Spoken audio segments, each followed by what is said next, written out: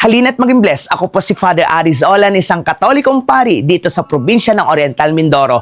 Tara, samahan niyo po ako mangapit bahay dito sa pamayanan ng Malo. Let's go!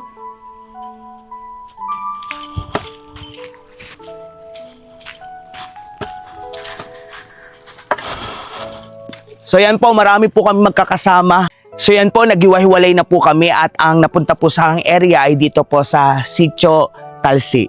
Let's go! So yan po, pahinga muna po tayo ng kaunti dahil after po ng kaunting pahingang ito, tatawid na po tayo ng ilog. So heto na naman po tayo, tatawid na naman ulit tayo ng ilog. Go, go, go! Yeah! Energy level check! Yeah! Ang lamig! Yan ho, tayo ho ay pumapasok na sa Amazon River. Ito po mismo ang bahay ninyo. Ako po pala si Father Aris. Ito ang buhay sa probinsya. Tingnan nyo, ang simple, ang tahimik, ang presko ng hangin, ang sarap mamuhay dito. Like a bridge over troubled water. Opo!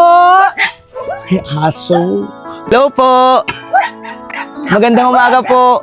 Gusto ko lang din pong makilala, makita yung mga nandito po sa paligid. Ano po? Iba na pala ang pari. Diyan Oh, kayo na. ako na ho. Good morning po, Father Aris po ako. Ay, ano to, duhat? Yes. Pagduhat pala ngayon.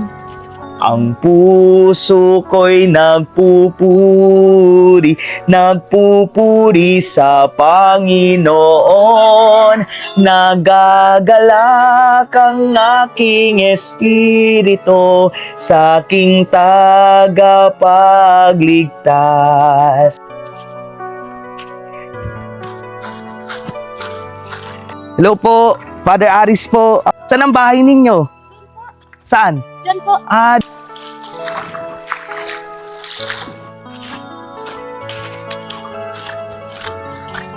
Hello. Good morning po. Kamusta kayo? Father Aris Olan.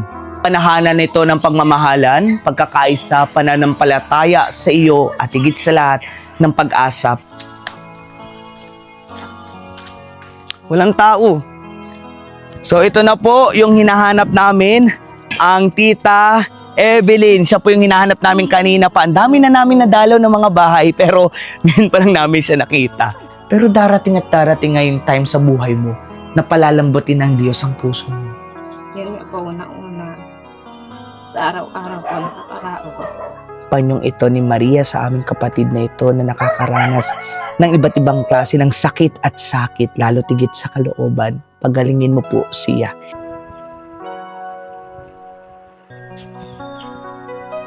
So dito na po natatapos ang ating pangangapit bahay sa pamayanan ng Malo dito po sa Sitio Talsi. Kaya tatawid na po ulit tayo ng ilog para po tayo makabalik na sa ating pong chapel para mamaya naman tayo magdiriwang tayo ng banal na misa. Maraming salamat po sa inyong panunood.